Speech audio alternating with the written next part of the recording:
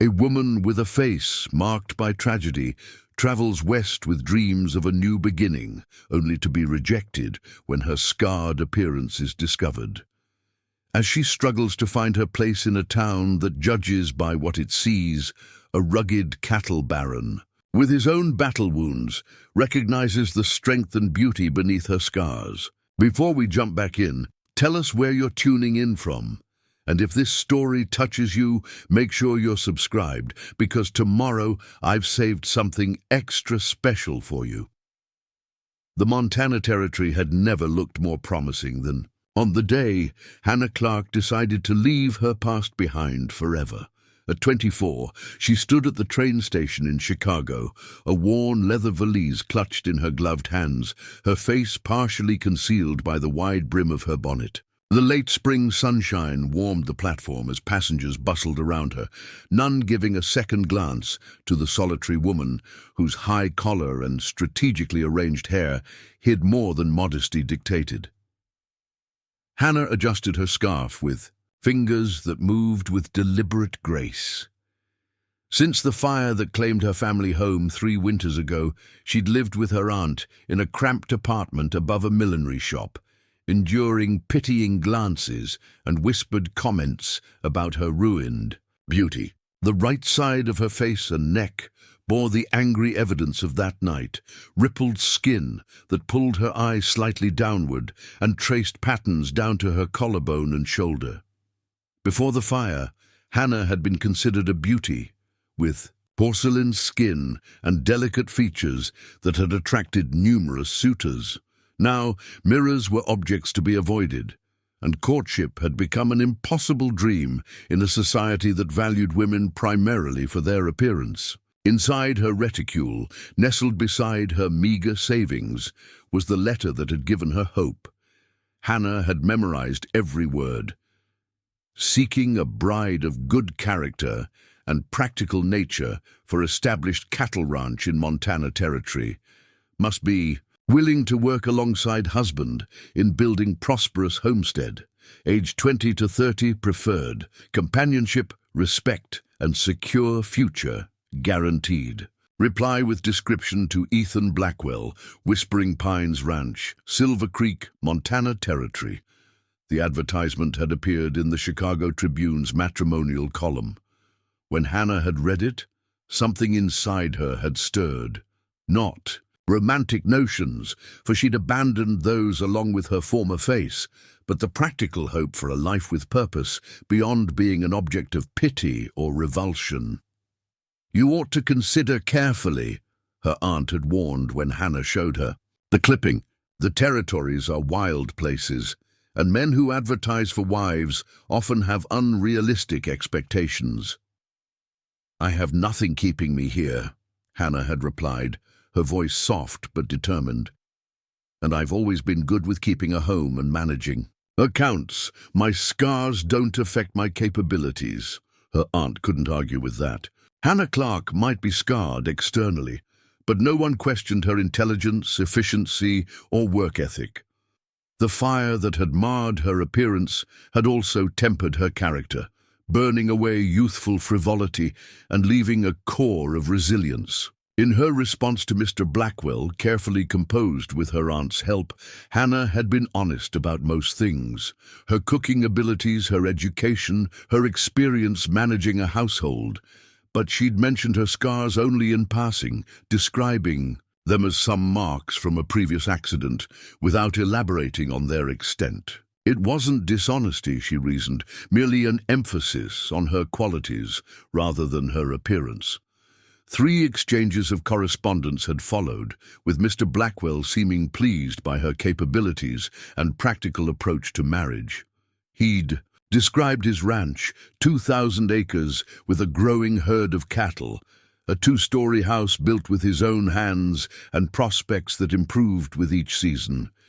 He'd sent train fare and a promise of marriage upon her arrival, asking only that she bring a willing spirit and steady character. "Last call for the Western Pacific Line," the conductor shouted, startling Hannah from her thoughts. "All aboard for points west." Hannah gathered her courage along with her valise. The journey would take nearly a week. Chicago to Omaha, then to Cheyenne, and finally to the smaller line that would carry her to Silver Creek, Montana. Each mile would take her further from the pitying glances of Chicago and closer to the unknown. Would Mr. Blackwell recoil from her appearance as so many had? Or would the practical needs of frontier life outweigh aesthetic concerns? The train belched steam and cinders as Hannah found her seat in the second-class carriage. She arranged herself by the window, scarf and bonnet still in place despite the warmth of the day. As the train lurched forward, she caught a glimpse of her reflection in the window glass. The unmarred left side of her face, still recognizably pretty, and just the edge of the scarring that began near her right temple.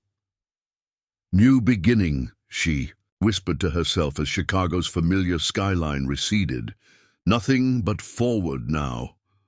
The journey west was longer and more grueling than Hannah had anticipated. 6 days of constant motion, breathing coal smoke, eating hasty meals at whistle-stop stations, and sleeping upright on wooden bench seats that left her back aching and her legs cramped. By the time the local line chugged into Silver Creek, Montana, territory, Hannah was exhausted, dust-covered, and fighting waves of anxiety that threatened to overwhelm her carefully maintained composure. Silver Creek was nothing like Chicago. The small town consisted of a single wide street lined with wooden buildings, a general store, a saloon, a small church, a livery stable, and what appeared to be a hotel with a sagging porch. In the distance, rolling grasslands stretched toward mountains that loomed purple against the vast sky. Preparing and narrating this story took us a lot of time, so if you are enjoying it, subscribe to our channel. It means a lot to us. Now back to the story. The train wheezed to a stop, steam billowing around the small station platform where a handful of people waited. Hannah gathered her valise, heart pounding as she prepared to meet the man who would become her husband. She adjusted her scarf one last time, ensuring it covered the worst of the scarring along her neck, and descended from the train with as much dignity as her travel-weary body could muster. "Miss Clarke."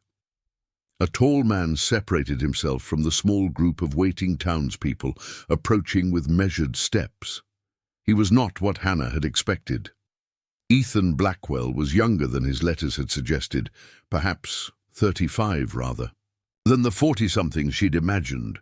His frame was powerful, shoulders broad beneath a well-worn duster, his stance suggesting a man accustomed to physical labor. His face was weathered by sun and wind, with strong features and eyes the color of a winter sky. But what caught Hannah's attention most was the scar that ran from his left temple across his cheek to the corner of his mouth. A pale, jagged line that spoke of violence and pain survived. "Mr. Blackwell?" Hannah questioned, her voice steadier than she felt. He nodded, studying her with those penetrating eyes. "Welcome to Silver Creek, Miss Clarke." Hannah waited for his gaze to shift, for the flicker of distaste or disappointment that usually followed when people noticed her scars. But his expression remained neutral, his eyes meeting hers directly. "You must be tired after your journey," he said, reaching for her valise. "I've arranged a room for you at the hotel. We can talk over supper." Hannah surrendered her bag, noting the strength in his hands and the careful way he handled her belongings. His left hand, she couldn't help noticing, was missing the last 2 fingers. "Thank you," she replied, uncertain what else to say to this man who would soon be her husband. They walked in silence to the hotel, a 2-story building with silver Creek Hotel painted in fading letters above the entrance. The proprietress, Mrs. Abernathy, showed Hannah to a small but clean room on the 2nd floor. "Supper's at 6, Mrs. Abernathy informed her. "Mr. Blackwell's arranged everything." Left alone, Hannah sank onto the narrow bed, allowing herself a moment of quiet panic. Now that she'd met Ethan Blackwell, the reality of her situation crashed over her. She'd traveled nearly 2,000 miles to marry a stranger, a scarred, taciturn man whose letters had revealed little of his personality beyond practical details. What if he sent her back once he saw the full extent of her scars? She had spent nearly all her savings on necessities for the journey and her new life. There would be no returning to Chicago if this arrangement failed. After washing away the worst of the travel dust and changing into her one good dress, a modest navy blue cotton that her aunt had helped her sew, Hannah unpinned her hair, arranging it to partly shield the right side of her face.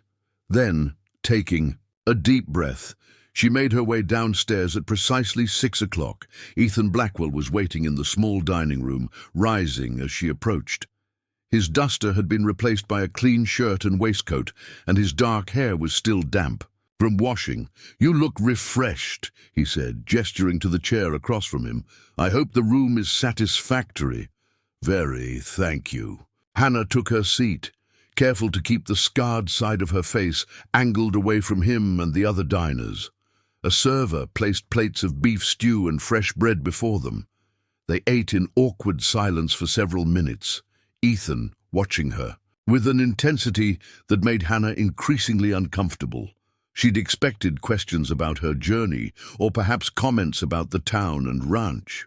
Instead, he seemed to be studying her, his gaze occasionally lingering on the right side of her face, where her arranged hair couldn't completely conceal her scars. "Tell me about yourself, Miss Clarke," he said finally. "Your letters were informative, but efficient." Hannah set down her spoon, choosing her words carefully. "I was raised in Chicago. My father was an accountant who taught me bookkeeping. My mother ensured I was skilled in household management. After they passed, I lived with my aunt." "And the accident you mentioned?" Ethan asked, his tone neutral. The directness of the question caused Hannah's hand to tremble slightly. She'd hoped to postpone this discussion until they'd established more rapport. "There was a fire," she answered, meeting his gaze with effort. "3 years ago. Our house burned in the night. I was the only one who survived." Ethan's expression remained steady, though something flickered in his eyes, not disgust or pity, but something harder to define. "May I see?" he asked quietly. Hannah's pulse quickened. This was the moment she'd been dreading since leaving Chicago. Slowly, she straightened in her chair and turned to fully face him, then reached up to brush back the curtain of hair she'd arranged to shield the right side of her face. The scarring began at her temple, spreading across her cheekbone and down her neck, disappearing beneath her high collar. The fire had transformed her skin into a landscape of rippled tissue, pulling her right eye slightly downward and twisting the corner of her mouth. It wasn't grotesque, but it was immediately striking, the clear demarcation between the unblemished beauty of her left side and the fire's lasting signature on her right. Ethan studied her face without flinching, his expression unreadable. Hannah held her breath, waiting for the verdict. "I should have been more specific in my advertisement," he said finally, his voice flat. Hannah's stomach clenched. Here it came, the rejection she'd feared since boarding the train in Chicago. "I was looking for a practical woman of good character," Ethan continued, "but I should have specified that I needed someone strong enough for ranch life. The work is demanding." Hannah blinked, confused by his response. He wasn't mentioning her scars at all. "I'm stronger than I appear, Mr. Blackwell," she said, letting her hair fall back into place. "And I'm not afraid of hard work." "It's not just work," he replied, leaning back in his chair. "It's isolation. The ranch is 15 miles from town. Winters are harsh, neighbors are few and far between. It's not an easy life for someone accustomed to city comforts." Hannah realized with a jolt that he wasn't rejecting her because of her appearance. He was concerned about her suitability for the demanding life of a rancher's wife.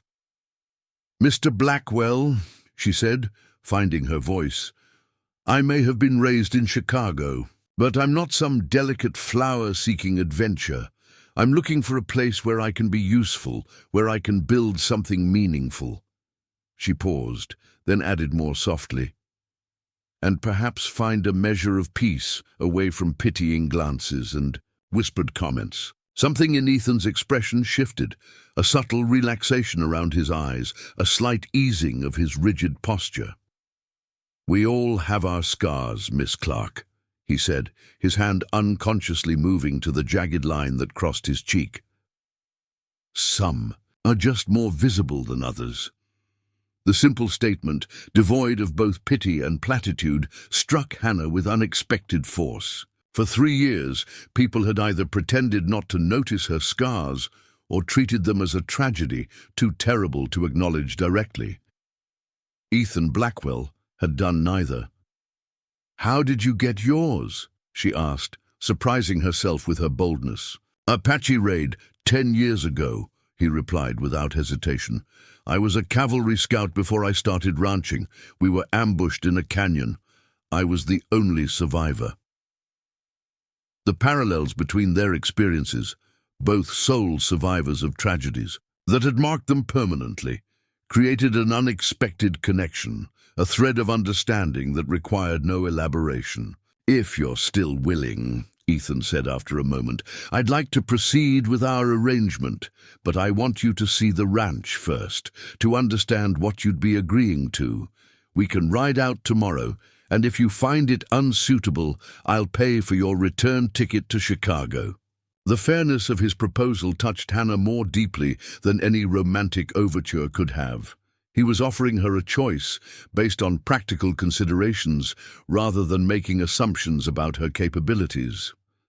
"That seems reasonable," she agreed. "Thank you."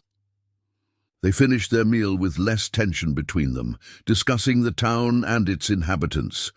Ethan was not a talkative man, but he answered her questions with straightforward honesty. Silver Creek had been established 15 years earlier, first as a trading post, and now as a small but growing town, serving the surrounding ranches and farms. The nearest larger settlement was Helena, a 3-day journey by wagon. When Ethan escorted her back to the hotel lobby, his goodbye was brief but not unfriendly. "I'll come for you at 9 tomorrow morning. The ride to Whispering Pines takes about 3 hours." "I'll be ready," Hannah promised. Alone in her room, Hannah stood before the small mirror above the washstand, fully facing her reflection for the first time in months.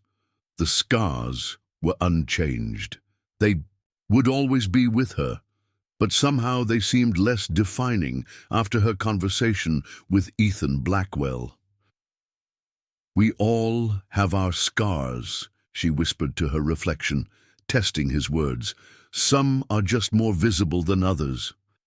That night, Hannah slept more soundly than she had since leaving Chicago, the constant anxiety that had accompanied her journey finally easing. Whatever tomorrow brought, she had at least been seen as a person rather than a tragedy.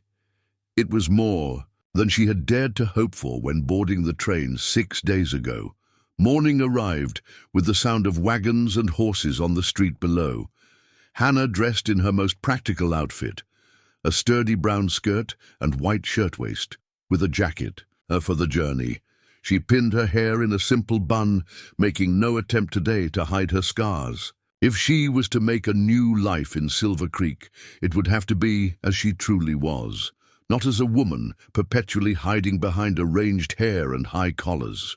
Ethan arrived precisely at 9, driving a sturdy wagon rather than the romantic buggy Hannah might once have envisioned for such an occasion. He wore practical range clothes, denim trousers, a faded work shirt, and the same duster she'd seen yesterday, with a broad-brimmed hat shading his face from the already bright Montana sun. His eyes widened slightly when he saw her standing on the hotel porch, her scars fully visible in the morning light. But if he was surprised by her change in presentation, he made no comment on it. "Good morning, Miss Clarke," he greeted her, helping her up to the wagon seat. "Did you sleep well?" Better than expected, she admitted, settling beside him. And you can call me Hannah if you wish. It seems overly formal to maintain Miss Clarke when we're discussing marriage. The corner of his mouth quirked upward, in what might have been the beginning of a smile. Hannah, then, and I'm Ethan. As they left the small town behind, following a rutted trail across the vast grasslands, Hannah found herself studying her prospective husband with growing curiosity. In daylight, the scar across his face was more pronounced, a pale slash against his sun-darkened skin. His missing fingers were evidence of another story he hadn't yet shared. These visible markers of violence endured stood in stark contrast to the steady, controlled way he handled the wagon and team. "You mentioned you were a cavalry scout," she said, as the wagon jolted along the trail. "How did you come to ranching afterward?" Ethan was silent for so long that Hannah thought he might not answer. When he finally spoke, his voice was measured, as though each word was carefully considered. "After the ambush, I couldn't go back to scouting. My hand—" He flexed his left hand, the one missing 2 fingers, made it difficult to handle weapons the way I needed to, and there were other wounds, ones that took longer to heal than broken bones. He fell silent again, eyes fixed on the distant horizon. "I drifted for a while, worked as a trail hand, a horsebreaker, whatever jobs would have me. Then I won Whispering Pines in a poker game 6 years ago. Hannah couldn't help but smile at the unexpected turn in his story. "You won your ranch in a poker game." The tension in Ethan's shoulders eased slightly. The previous owner was more interested in mining speculation than ranching. He'd let the place fall into disrepair while chasing silver dreams.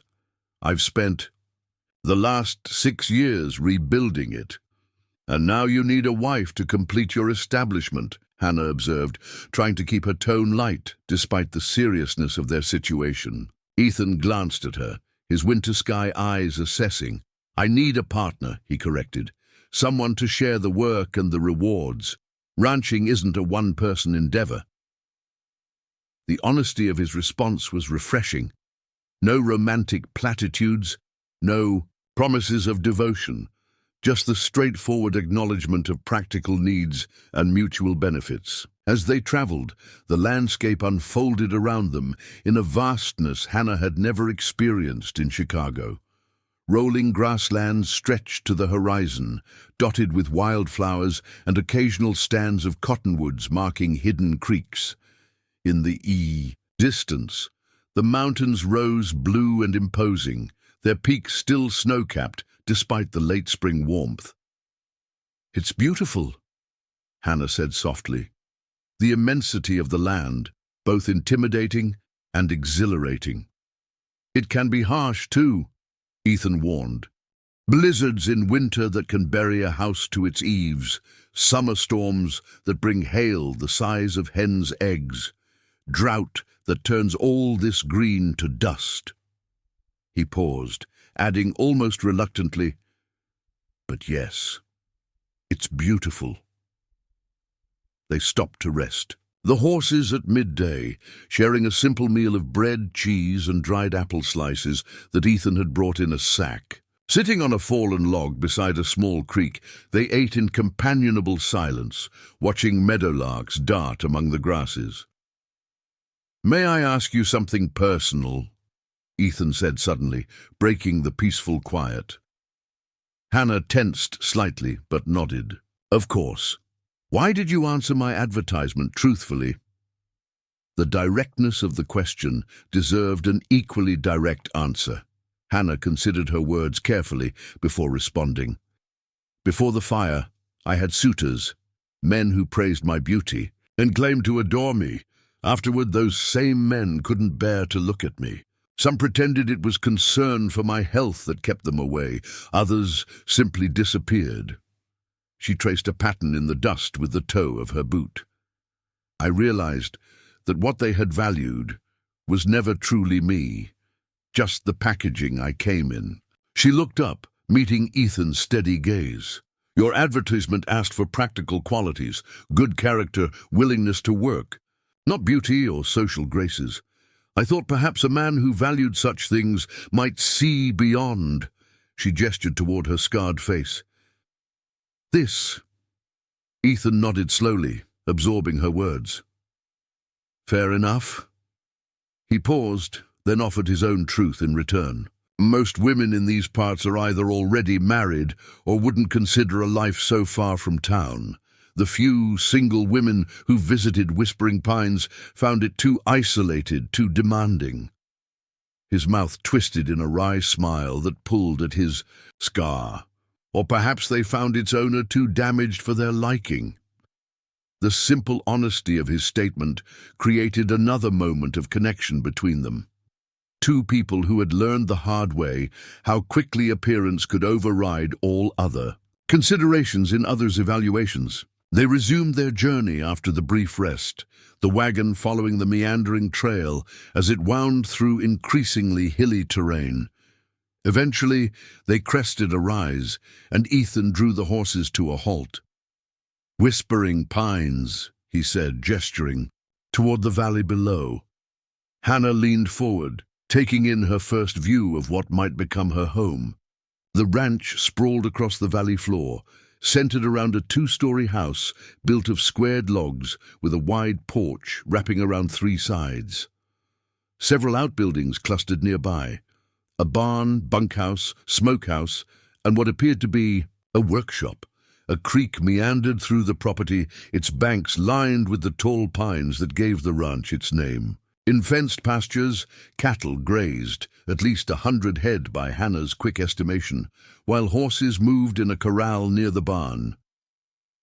It was larger and more established than she had envisioned from Ethan's letters, which had described the place with characteristic understatement. This was no struggling homestead, but a working ranch that spoke of years of labor and investment. "It's impressive," she said honestly. "You've built something substantial here." Ethan acknowledged her comment with a nod, then flicked the reins to start the team moving again, down the slope toward the ranch buildings.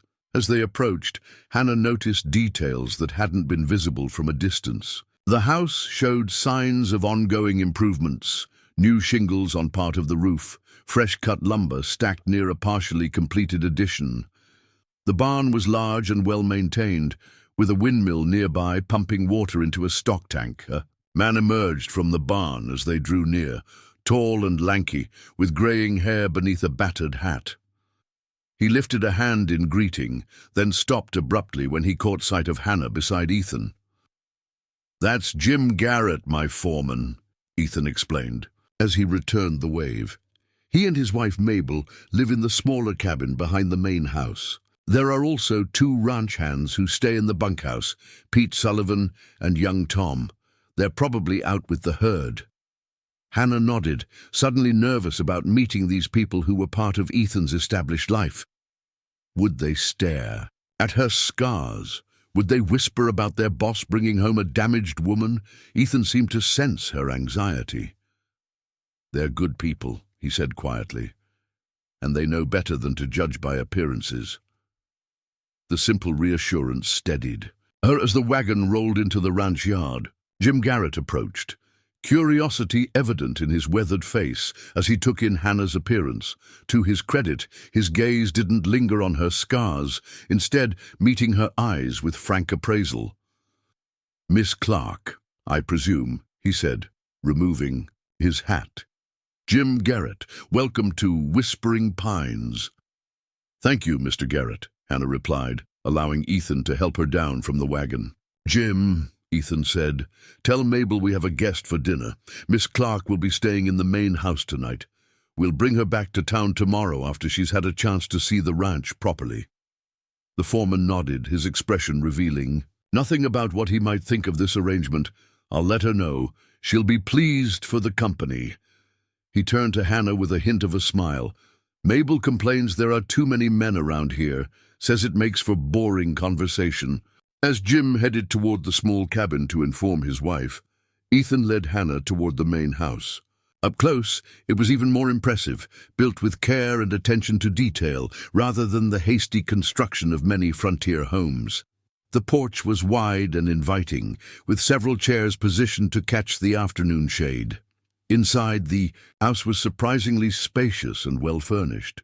The main floor contained a large kitchen with a massive wood-burning stove, a dining room with a table that could seat 8, and a comfortable sitting room with bookshelves lining one wall. Ethan showed her through each room, ending in a small office where a desk held neat stacks of ledgers and correspondence.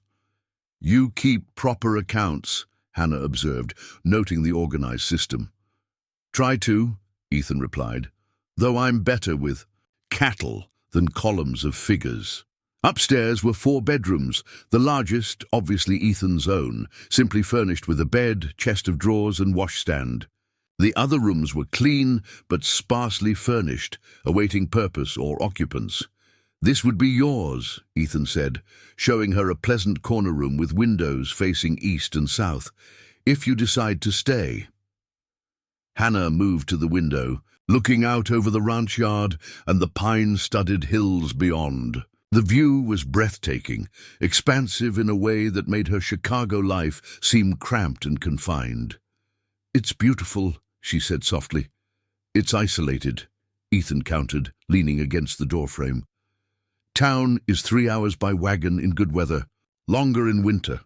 The nearest neighbors are 5 miles away. The Garretts are good company, but Mabel's the only other woman within an hour's ride." Hannah turned from the window to face him directly.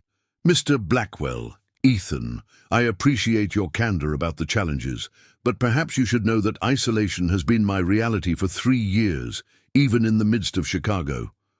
Ethan's expression softened at Hannah's words, his eyes revealing a flash of recognition. "I hadn't considered that perspective," he admitted. "Loneliness can find us anywhere, can't it?" Hannah nodded, surprised by his perceptiveness. "In Chicago, people who had known me my entire life suddenly didn't know how to speak to me. They would visit my aunt, but address all their conversation to her, as though my scars had stolen my ability to participate in simple discourse." Ethan moved from the doorway to stand beside her at the window. "Out here, people tend to judge by usefulness rather than appearance. They won't care about your scars if you can cook a decent meal or keep accurate books." "That would be refreshing," Hannah said, the possibility of such acceptance both tantalizing and almost too fragile to trust. Their conversation was interrupted by a knock at the front door downstairs. Ethan excused himself and returned moments later with a pleasant-faced woman in her 50s, her grey-streaked hair pulled back in a practical bun. "Miss Clarke, this is Mabel Garrett," Ethan introduced them. "She helps with the household when I have guests, which isn't often."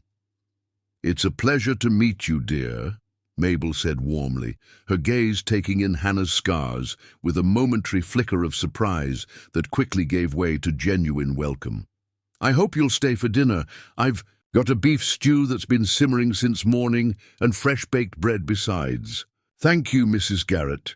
That sounds wonderful," Hannah replied, touched by the woman's straightforward manner. "Mabel, please," the older woman insisted. "We don't stand on ceremony at Whispering Pines. Now, I'll just get things ready while Ethan shows you the rest of the place."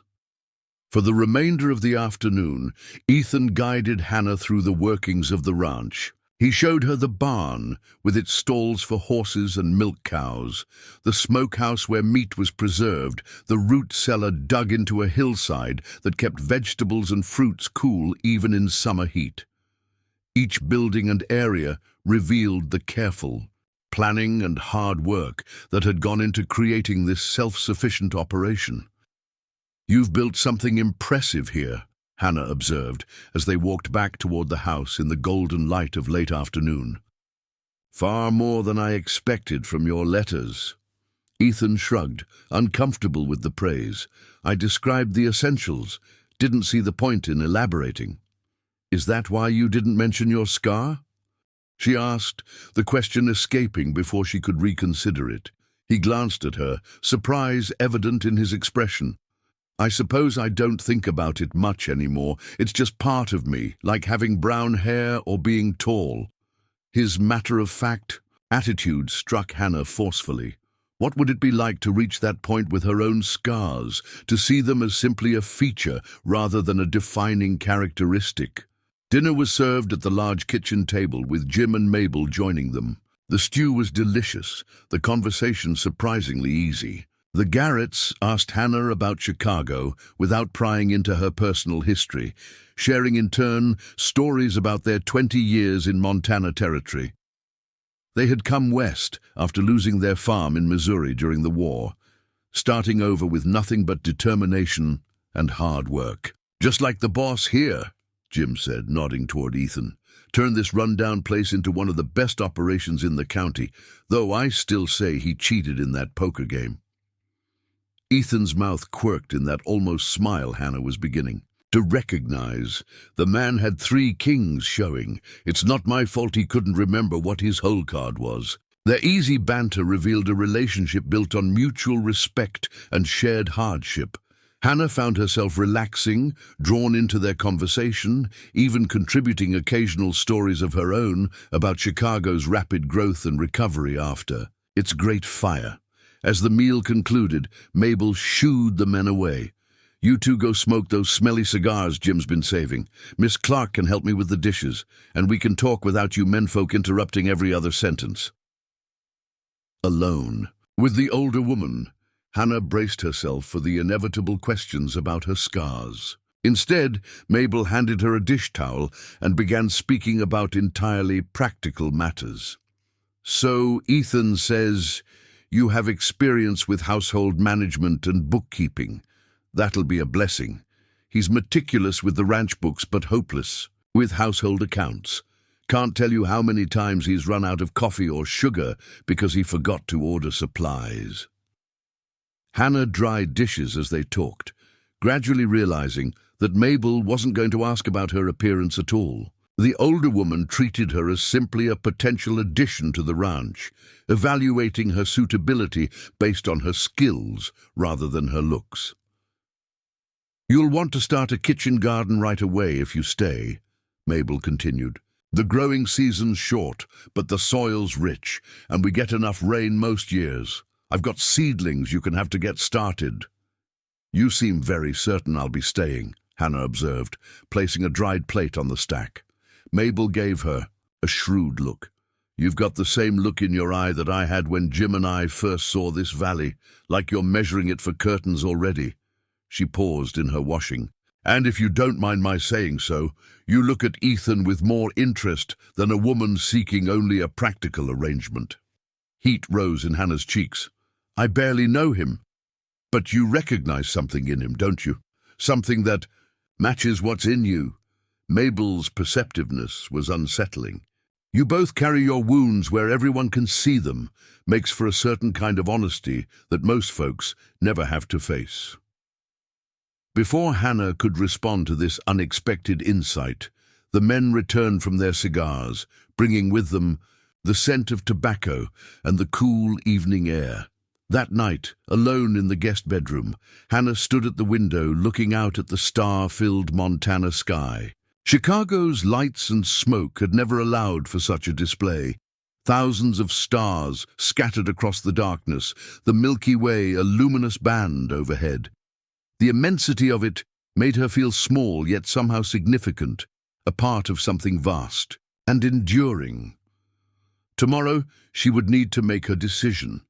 Return to Chicago and the stifling pity of familiar surroundings, or stay and build a new life here with a scarred rancher she barely knew. The practical considerations were straightforward. Enough. Whispering Pines offered security, purpose, and the chance to be valued for her capabilities. But there was something else tugging at her as well, something less practical and more personal.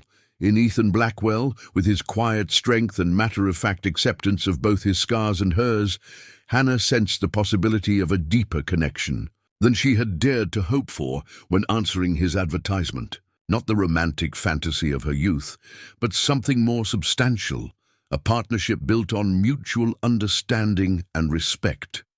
Morning came with the sound of the ranch awakening, roosters crowing, cattle lowing, horses nickering in the corral. Hannah dressed carefully in her sturdy skirt and shirtwaist, then paused before the small mirror on the bedroom wall. With deliberate movements, she arranged her hair not to hide her scars, but simply for neatness, leaving the right side of her face fully visible. Downstairs, she found Ethan in the kitchen, brewing coffee on the massive stove. He looked up as she entered, his eyes taking in her changed appearance with a flicker of something that might have been approval. "Good morning," he said, pouring coffee into 2 mugs. "Did you sleep well?" "Better than I have in years," Hannah admitted, accepting the steaming mug. "It's very peaceful here." Ethan nodded, leaning against the countertop. "Most nights, though the coyotes can set up quite a chorus when the mood takes them." They drank their coffee in comfortable silence, watching the morning light strengthen across the ranch yard. There was an ease between them that surprised Hannah, a sense of companionship that required no constant conversation to maintain. After breakfast, which Ethan prepared with unexpected skill, they walked together through the morning damp grass to a small rise overlooking the ranch. A single pine tree grew at its crest, offering shade and a perfect vantage point to survey the entire valley. "I come here to think," Ethan said as they reached the tree, "to remember why I stay on days when everything seems to be going wrong." Hannah understood immediately why he treasured this spot. The view was spectacular, the ranch buildings nestled in the valley below, herds of cattle grazing in green pastures, the pine-covered hills rising to distant mountains. It was a landscape that spoke of possibility and permanence at the same time. "It's time for you to decide," Ethan said, turning to face her directly. "I promised you a choice after seeing the ranch. If you wish to return to Chicago, we'll leave for town within the hour. If you choose to stay—" He paused, seeming to select his words with care. "If you stay, we can be married by the circuit preacher who comes through next week, or we can wait longer if you prefer." The moment of decision had arrived sooner than Hannah had expected. She looked out over the valley, gathering her thoughts, then turned to meet Ethan's steady gaze. "Before I answer, I need to know something," she said. "Why did you choose me from all the responses you must have received?" Ethan's expression remained impassive, but something shifted in his eyes. "Your letter was practical. No romantic notions or false promises. You wrote of partnership and mutual benefit." He paused. "And when you mentioned your accident so briefly, I recognized someone who, like me, had learned that some wounds don't need constant acknowledgement to be real." His insight caught Hannah off guard. He had understood more from her carefully worded letter than she had intended to reveal. "I will stay," she said, the decision feeling right as she spoke it. "Not because I have nowhere else to go, but because I believe I can contribute here. And because you see me, not just my scars, not just what I can do, but me." Ethan nodded, the tension in his shoulders easing slightly. "I can't promise romance or poetry, Hannah, but I can promise honesty, respect, and partnership." "That's worth more than poetry," she replied, realizing as she said it how truly she meant those words. They were married the following Sunday by Reverend Thornton, the circuit preacher who served the scattered communities of the region. The ceremony took place in the small church in Silver Creek, attended by the Garretts, the ranch hands, and a handful of curious townspeople who had heard about Ethan Blackwell's mail-order bride. Hannah wore a simple dress of pale blue that Mabel had helped her alter from one found in the general store. She made no attempt to hide her scars, her hair pinned back cleanly from her face. Ethan, dressed in his best clothes, a dark suit that showed signs of infrequent wear, stood beside her with quiet dignity, his own scar a silvery line against his tanned skin. The vows they exchanged were traditional, but beneath the familiar words lay the unique understanding they had begun to forge. A promise to see each other truly, to value substance over appearance, to build something meaningful together from the materials life had left them. As they signed the marriage register afterward, Hannah noticed several women from town watching her with undisguised curiosity. Their whispers were just audible. Such a shame about her face. She must have been pretty once. Well, beggars can't be choosers, I suppose, on either side. The words might once have cut deeply, but now Hannah found they held little power. She looked at Ethan, signing his bold signature beside hers, and felt a certainty that transcended others' opinions. The following weeks established patterns that would shape their life together. Hannah took over the household management of Whispering Pines, bringing organization to areas that had clearly suffered from bachelor neglect.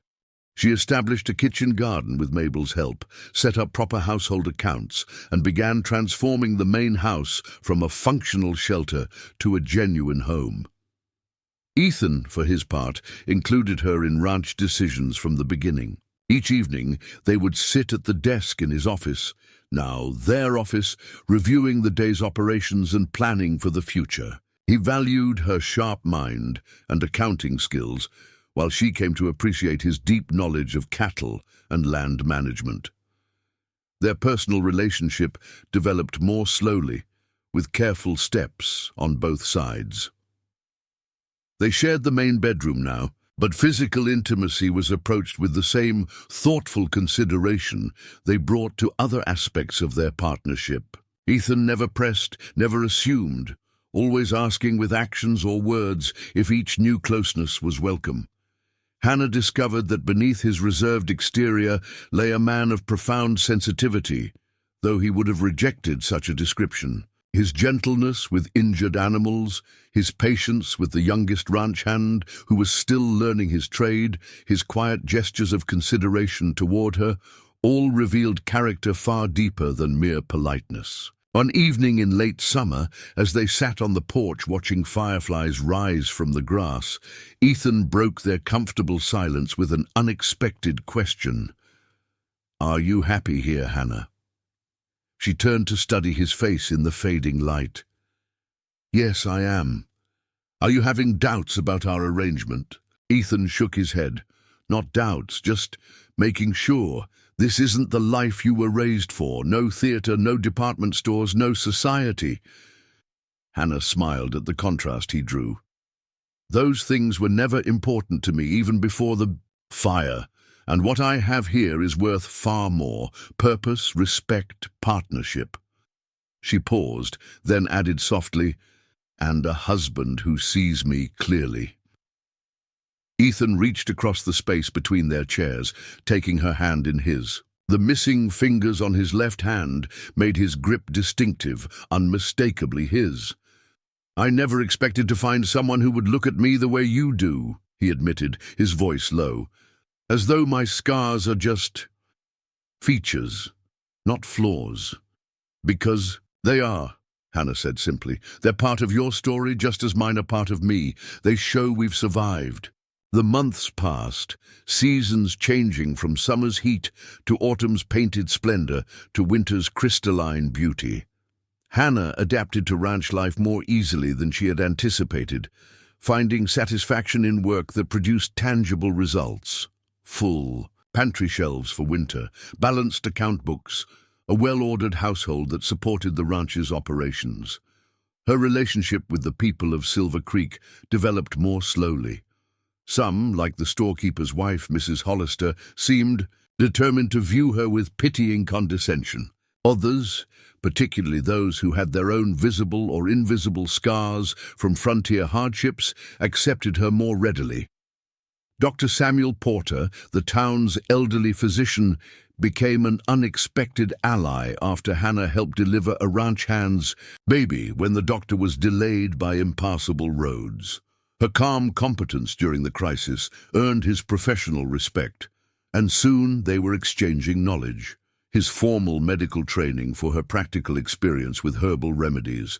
She had learned from her grandmother. "You have a healer's hands," the doctor told her after watching her dress a particularly nasty wound on a ranch hand's arm, steady and gentle at the same time. The highest compliment, however, came from Jim Garrett during the celebration of Hannah and Ethan's 6-month anniversary, a small gathering at the ranch with the Hands and a few neighbors. "Never seen the boss so settled," the foreman told Hannah as they watched Ethan discussing cattle prices with a neighboring rancher. "Used to be restless, like he was just passing through his own life. Now he's planted, same as the pines." Mabel, overhearing her husband, nodded in agreement. "It's not just having a wife, it's having you specifically. You two fit together, like puzzle pieces with all your edges and corners." The simple observation touched Hannah deeply. She and Ethan had created something neither of them had explicitly sought, but both had secretly needed, a relationship where their visible wounds did not define them, but were simply acknowledged as part of who they were. Winter brought challenges Hannah had never faced in Chicago. Temperatures that froze water buckets solid, snowdrifts taller than a man, livestock that needed tending regardless of weather. But it also brought unexpected joys. Evenings reading, allowed by lamplight from Ethan's surprisingly extensive library. The crystalline beauty of hoarfrost on the pines, the deep quiet of snow-blanketed lands. It was during one of the winter's worst blizzards, with wind howling around the house like hungry wolves, that their relationship underwent its most significant transformation. 3 of the ranch hands had gone to check on a herd in the north pasture before the storm hit, but had not returned by nightfall. Ethan had no choice but to go search for them, despite Hannah's fears about the worsening weather. "They'd do the same for me," was all he said as he prepared to leave, dressed in layers of wool and leather against the killing cold. Hannah spent that night by the window, keeping the lamps burning as a beacon through the swirling snow. When dawn finally broke, and there was still no sign of Ethan or the men, she made her decision. Bundling in every warm garment she owned and packing a sled with blankets and medical supplies, she set out along the trail Ethan had indicated, following fence lines when visibility allowed. The bitter cold cut through her layers as though they were gossamer, and the wind-driven snow stung her exposed skin like needles. But Hannah pressed on, something deeper than fear driving her forward. This man, this scarred, quiet, honorable man, had become essential to her in ways she had never anticipated when agreeing to be his mail-order bride. She found them 2 miles from the house. Ethan and the 3 hands huddled in the shelter of a fallen pine, one of the young men clearly injured. They had found the straying cattle, but had been caught by the storm's sudden intensification on their return journey. "Hannah!" Ethan's disbelieving voice cut through the wind as she approached. "What in God's name?" "I brought help," she interrupted, already unpacking the sled. "Young Tom's hurt." The transition was immediate, from shocked husband to practical ranch wife, assessing the situation and taking action. Together they stabilized Tom's broken leg, wrapped the men in the extra blankets, and managed to transport everyone back to the ranch house through the still raging storm. Hours later, with the injured hand being tended by Mabel and the others, warming by the kitchen stove, Ethan finally confronted Hannah in the privacy of their bedroom. "You could have died out there," he said, his voice tight with emotions she couldn't fully identify, anger, fear, something else beneath both. "So could you," she countered. "Did you expect me to simply wait and wonder if I'd become a widow, before I'd truly been a wife?" The words hung between them, more revealing than she had intended. Ethan stared at her, the scar on his face standing out white against skin, flushed from cold and exertion. "Hannah," he began, then stopped, seeming to struggle for words. She moved toward him, closing the distance between them with deliberate steps. "I didn't come to Montana just for security or purpose, Ethan. Not anymore. I came out in that blizzard because the thought of losing you was unbearable." Understanding dawned in his eyes, followed by something Hannah had glimpsed only in fragments before, a profound tenderness that transformed his weathered features. "When did this become more than an arrangement for you?" he asked softly. Hannah smiled, reaching up to trace the line of his scar with gentle fingers. I'm not sure. Perhaps when you looked at my scars and saw survival instead of tragedy, or when you showed me this valley from the hilltop, or during all the small moments in between. Ethan caught her hand, pressing it against his cheek. I told myself I was being practical, offering marriage to a woman I'd never met, that I just needed a partner. Nothing more. His voice grew rough with emotion. But when I saw you step off that train, trying so hard to hide your scars and hold your dignity at the same time, something in me recognized you. Not just your situation or your usefulness, but you. The admission, so difficult for this reserved man, moved Hannah deeply. She leaned forward, resting her forehead against his chest. We're quite the pair, aren't we? Both thinking we were settling for an arrangement when what we really wanted, what we were afraid to hope for, was to be seen and chosen despite our scars. Ethan's arms encircled her, holding her with a strength that asked nothing and offered everything. Not despite them, he corrected gently. With them. They're part of who we are, part of what brought us together. That night marked a turning point in their marriage, a shift from practical partnership to something richer and more complete. The respect and companionship remained, but now they were foundations for deeper connection rather than substitutes for it. Spring came to Whispering Pines with startling swiftness, the snow retreating up the mountainsides as wildflowers burst from the warming earth in colorful profusion. Hannah had never experienced such a dramatic seasonal transition. In Chicago, spring crept in gradually, but here on the Montana range, it arrived with the decisiveness of a cavalry charge. With the changing season came new rhythms to ranch life. Calving season brought round-the-clock vigilance, with Hannah working alongside Ethan and the hands to assist troubled births and care for the vulnerable newborns. Her capable hands and calm demeanor earned her the genuine respect of even the most skeptical ranch workers, who had initially viewed the scarred city woman with dubious glances. You've got away with the mothers, Pete Sullivan, the oldest hand, commented after watching Hannah soothe a distressed heifer through a difficult delivery. They trust you somehow. Hannah smiled at the unexpected compliment. Animals don't care what you look like. They only care how you make them feel.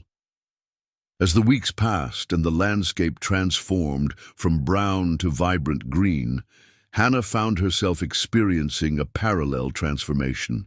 The harsh self-consciousness that had dominated her life since the fire was gradually giving way to a quiet confidence. She no longer calculated each public appearance to minimize exposure of her scars, no longer braced herself for the inevitable flinches and averted gazes. One warm May afternoon, Hannah rode into Silver Creek alone to collect mail and supplies. A year ago, such a solitary expedition would have been unthinkable, not because she lacked the capability, but because she had lacked the courage to face strangers' reactions without someone by her side. The town had grown slightly since her arrival, with a new millinery shop and a bank under construction.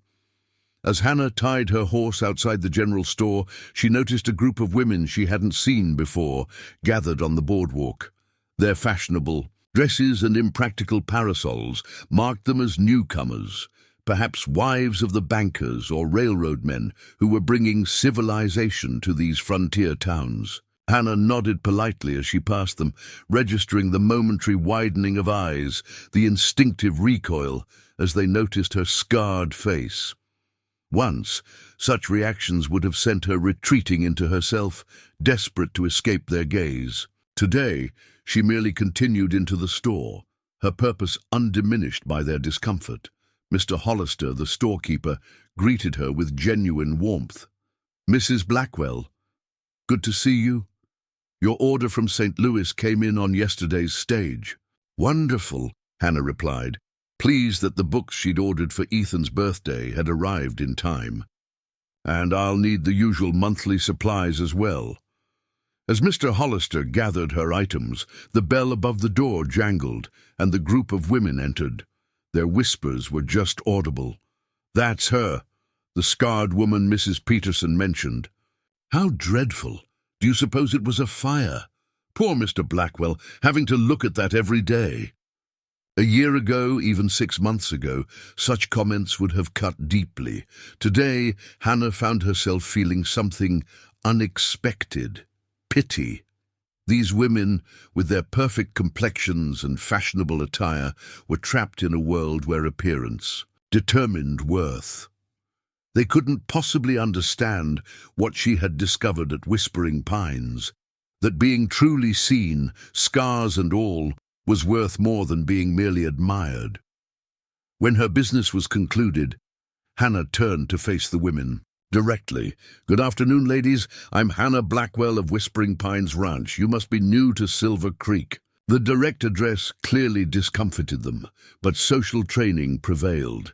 The oldest among them, a handsome woman in her 40s, stepped forward. "Mrs. Eleanor Whitcomb, my husband is establishing the new bank. These are Mrs. Porter and Miss Langley." "Welcome to Silver Creek," Hannah said with genuine courtesy. "It's a fine community. If you need anything at all as you settle in, please don't hesitate to ask." The simple social exchange, conducted with dignity rather than defensiveness, left the women momentarily speechless. Hannah nodded farewell and departed, aware of their confused gazes following her. Outside, Hannah nearly collided with Dr. Porter, who was hurrying toward his office with unusual haste. "Mrs. Blackwell," he exclaimed, "Providence itself must have sent you. I have an emergency, a badly burned child, and could use your assistance." Without hesitation, Hannah tied her parcels to her saddle. "Of course, doctor, lead the way." The injured child was the 8-year-old daughter of a family newly settled on the outskirts of town. A cooking fire had flared unexpectedly, catching her dress and severely burning her arm and shoulder. The girl's mother was nearly hysterical with guilt and fear, while her father paced helplessly in the small front room of their cabin. The child herself lay whimpering on a kitchen table, her burned flesh already blistering. Dr. Porter assessed the situation quickly, then turned to Hannah. "I need to clean and dress these burns, but she's in such pain. Your herbal salve, the one you made for Jim Garrett's rope burns last month." Hannah was already reaching into her saddlebag, where she routinely carried basic medical supplies. "I have a small jar here. It will help with both the pain and healing." As they worked together to treat the child, Hannah spoke softly to the little girl, sharing her own story in simple terms. "I was burned too, you see," she said, allowing the child to look at her scarred face. "It hurt very much, just like yours hurts now, but it got better little by little, and even though my skin changed, I was still me underneath." The child's whimpers gradually subsided as the salve took effect, and Hannah's gentle words provided distraction. When the worst of the burns had been cleaned and dressed, Hannah turned to the parents. "The scars will fade somewhat with time," she said honestly, "but they may always be visible. That doesn't mean she can't have a full and happy life." The mother, tears streaming down her face, grasped Hannah's hands. "How can I ever thank you?" "By showing your daughter that her worth hasn't changed," Hannah replied, "that you see her, not just her burns." Dr. Porter escorted Hannah outside afterward, his expression thoughtful. "You know, Mrs. Blackwell, you have a gift, not just with herbal remedies, but with the healing that goes beyond physical wounds." Hannah considered his words. "Perhaps it's not a gift so much as hard-won wisdom. I know what it's like to be seen only as a collection of scars." "Indeed," the doctor said, "which brings me to a proposition. I'm not getting any younger, and this territory needs more medical knowledge than one aging doctor can provide. Would you consider training more formally under my guidance? Your instincts and existing knowledge provide an excellent foundation." The unexpected offer caught Hannah by surprise. "You want me to study medicine? But I have no formal education beyond basic schooling." "Formal education can be acquired," Dr. Porter replied. "The compassion and intuition you possess cannot be taught from books." He smiled slightly. "Consider it, Mrs. Blackwell. The territory needs healers who understand that not all wounds are visible to the eye." The ride back to Whispering Pines gave Hannah ample time to consider the doctor's proposition. She had never imagined such a possibility for herself. In Chicago, women doctors were rare curiosities, generally viewed with suspicion rather than respect. But Montana was different. Out here, practical skills and dependability mattered more than conventional expectations. And hadn't she already crossed the boundary of what she once thought possible for herself? A year ago, she couldn't have imagined riding alone into town, confronting strangers' reactions with equanimity, or assisting with medical emergencies. Ethan was mending fence in the north pasture when she returned, his tall figure visible across the grassland as he worked alongside Jim and Pete. Hannah changed direction, riding toward them with a newfound sense of purpose.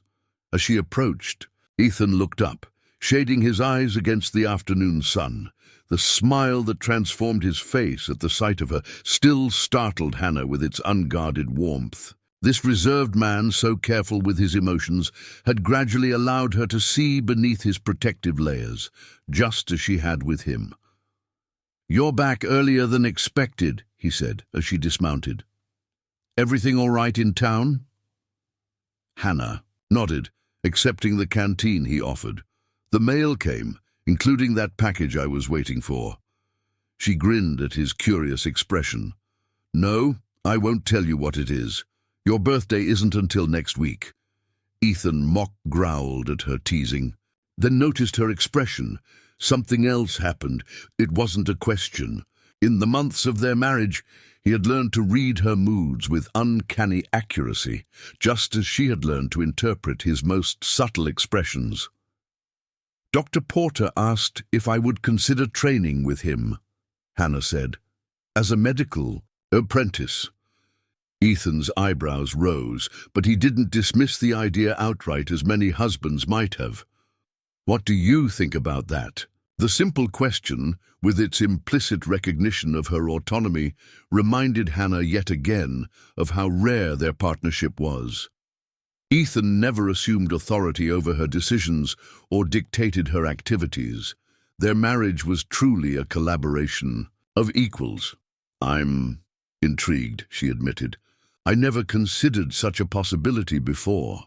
It would mean time away from the ranch, perhaps 1 or 2 days each week in town." Ethan was silent for a moment, considering. "We could manage that. Jim's wife could handle the household on those days, and you'd be gaining knowledge that benefits both the ranch and the wider community." He looked at her directly. "The real question is whether it's something you want." Hannah thought of the burned child, of the satisfaction she had felt in providing both physical relief and emotional reassurance. "I think it might be," she said, "though I'd need to consider the practical aspects carefully." "That's my Hannah," Ethan said with a smile. "Always practical." The casual endearment, "my Hannah," warmed her more than she could express. Once, she had wondered if their marriage would ever transcend its pragmatic beginnings to include genuine affection. Now, such moments of tenderness were woven through their daily interactions, no less powerful for being understated. That evening, after supper, they sat together on the porch, watching the summer sunset paint the western sky in spectacular hues. Hannah had come to treasure these quiet moments at day's end, a pause between the day's labor and the night's rest, a time for reflection and connection. "I saw Mrs. Whitcomb and her friends in town today," Hannah mentioned, recalling the encounter, "the banker's wife and her social circle." Ethan nodded. "Jim said the banker has grand plans for Silver Creek, wants to turn it into a proper city, with all the trimmings."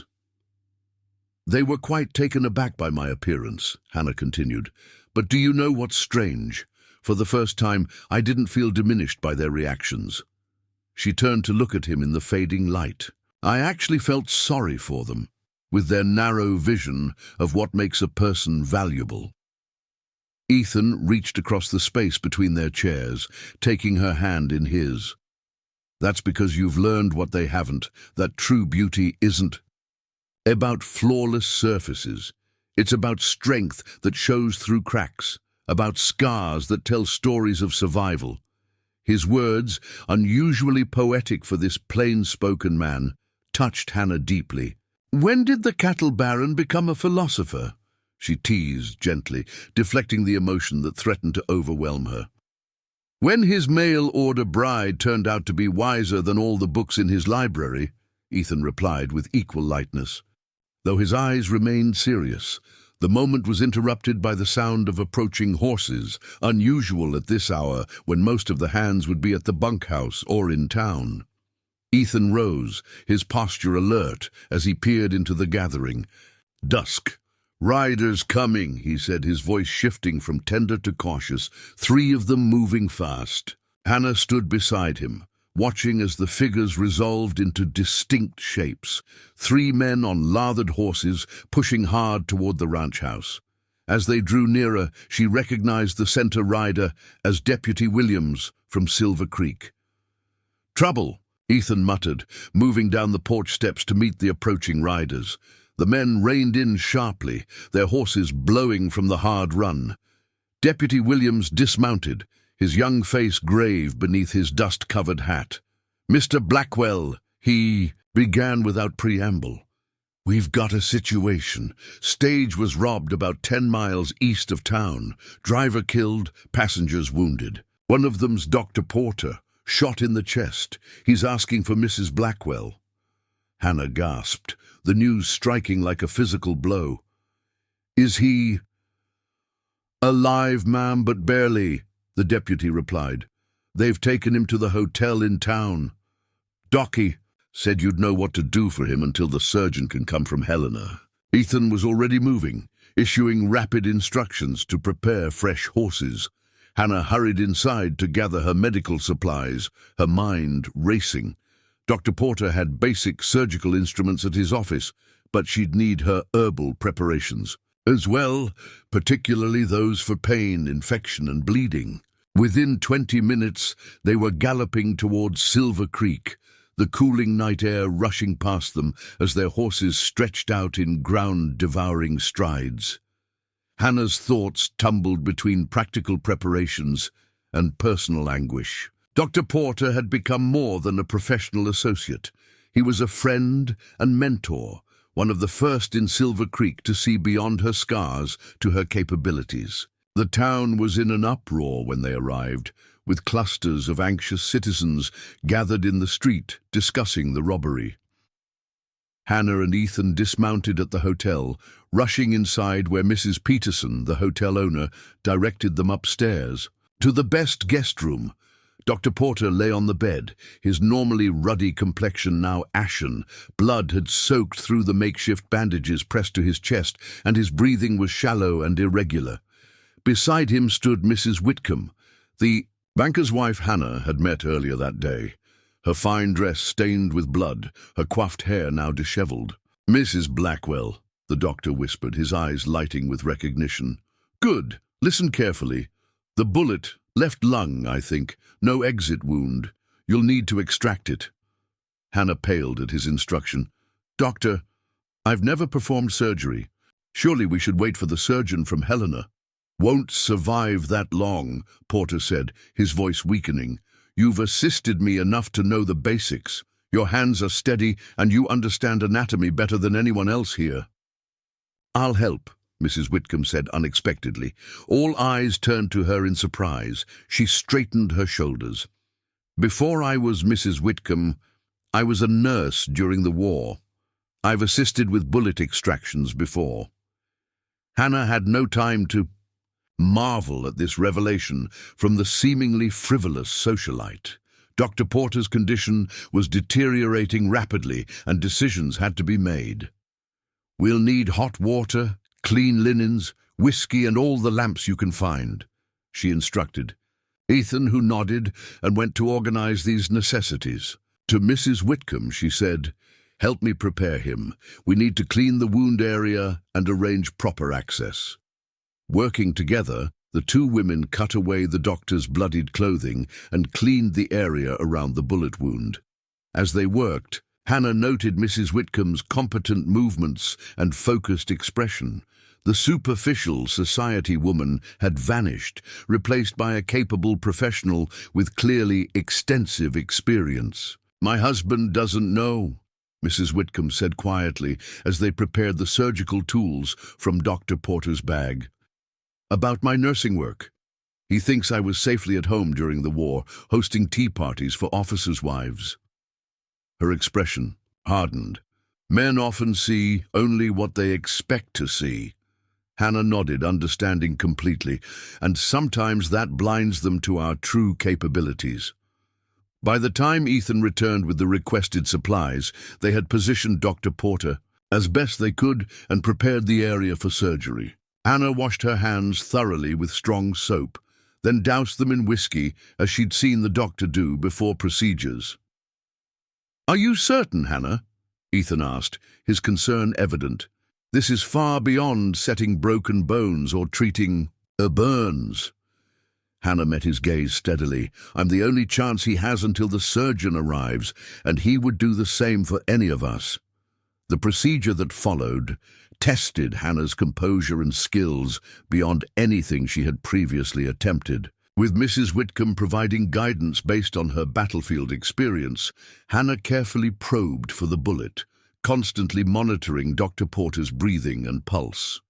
The extraction itself took nearly 40 minutes of painstaking work, with Ethan assisting by providing light and additional hands when needed. When Hannah finally removed the misshapen lead ball, a collective sigh of relief filled the room.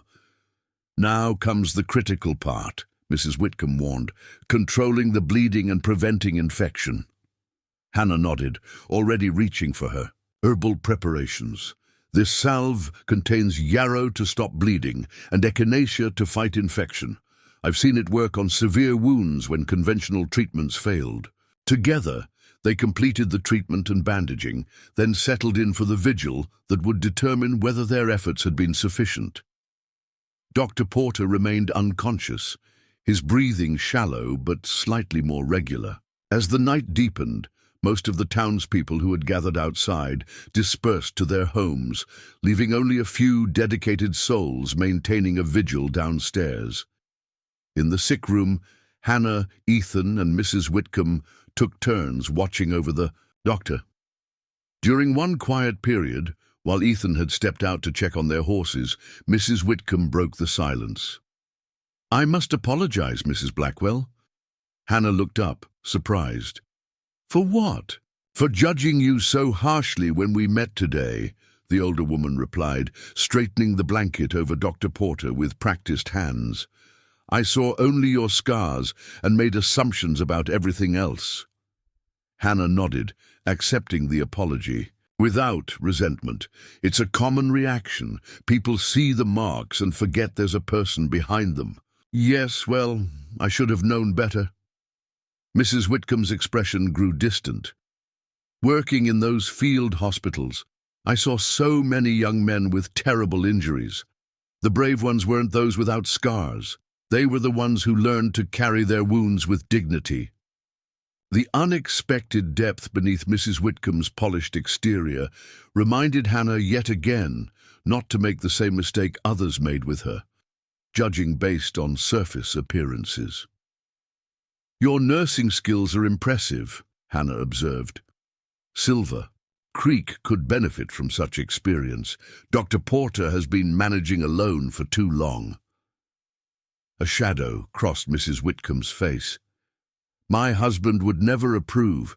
He married a society wife, not a working nurse. Perhaps he married a woman whose depths he has yet to fully appreciate," Hannah suggested gently. Their conversation was interrupted by a soft groan from Dr. Porter. Both women immediately turned their attention to him, checking his pulse and temperature. "Fever's starting," Mrs. Whitcomb noted with professional concern. "That's to be expected after such trauma, but we'll need to monitor it carefully." Hannah reached for a cloth and basin of cool water. "I have an herbal tea that can help reduce fever when he's conscious enough to drink. For now, we'll try to keep him cool." Throughout that long night, they worked together to keep Dr. Porter stable, applying their complementary knowledge, Mrs. Whitcomb's formal medical training and Hannah's herbal wisdom. By dawn, when Ethan returned from sending telegrams to notify the doctor's family and the surgeon in Helena, Porter's condition had stabilized somewhat. "You two make quite a team," Ethan observed, bringing fresh coffee from downstairs. "How is he?" "Better than I dared hope," Hannah admitted, "though he's not out of danger yet. The next day will be critical." Word of Hannah's emergency surgery spread quickly through Silver Creek. Throughout the day, townspeople stopped by the hotel to inquire about Dr. Porter's condition and, increasingly, to express their appreciation for Hannah's intervention. "We always knew you had healing hands, Mrs. Blackwell," Mrs. Peterson said when bringing up a tray of food, "ever since you helped deliver my niece's baby during that blizzard." By evening, the banker himself appeared, looking uncomfortable. In the sick room, but determined to speak with his wife, Hannah tactfully stepped out to give them privacy, joining Ethan in the hotel's small sitting room. "You should rest," he told her, noting the shadows beneath her eyes. "You've been awake for more than 30 hours. Hannah shook her head. "Not yet. Dr. Porter's fever is at a critical stage. The next few hours will determine whether he survives." Ethan studied her face, the unmarred left side and the scarred right, creating an asymmetry that had become precious to him. "You know, when I sent for a mail-order bride, I thought I was getting a practical housekeeper who could manage accounts. I never expected to find a healer who would transform not just my home, but the entire community." Hannah smiled tiredly. "Life rarely gives us exactly what we think we want. Sometimes it gives us what we need instead." The truth of that statement resonated deeply for both of them. Neither had expected their practical arrangement to evolve into profound partnership and love. Neither had anticipated that their visible scars, once sources of isolation, would become bridges to deeper understanding of themselves and others. As night fell again over Silver Creek, Hannah returned to Dr. Porter's bedside, relieving Mrs. Whitcomb, who had finally consented to rest after her husband's unexpected support for her nursing work. The doctor slept fitfully, occasionally murmuring in delirium, but his fever had begun to subside, a promising sign. Hannah sat beside him, applying cool compresses and monitoring his pulse, reflecting on the strange journey that had brought her to this moment. The fire that had scarred her body and shattered her former life had ultimately led her here, to a place where her wounds were not merely tolerated, but had become the foundation for a new purpose. The mail-order bride, rejected by so many for her ruined beauty, had found not just acceptance, but genuine value in this frontier community. And the battle-marked cattle baron, who had sought only a practical partnership, had discovered the transformative power of being truly seen and loved, scars and all. As dawn broke over Silver Creek for the second time since Dr. Porter's injury, the physician's eyes fluttered open, clear and aware for the first time since the shooting. He looked up at Hannah, a faint smile touching his pale lips. "Still, here I see," he whispered. "Seems your hands are as skilled as I thought." Hannah's throat tightened with emotion. "Rest, doctor. You have a long recovery ahead." He shook his head slightly. "No time to waste. Too much to teach you." His gaze was steady despite his weakness.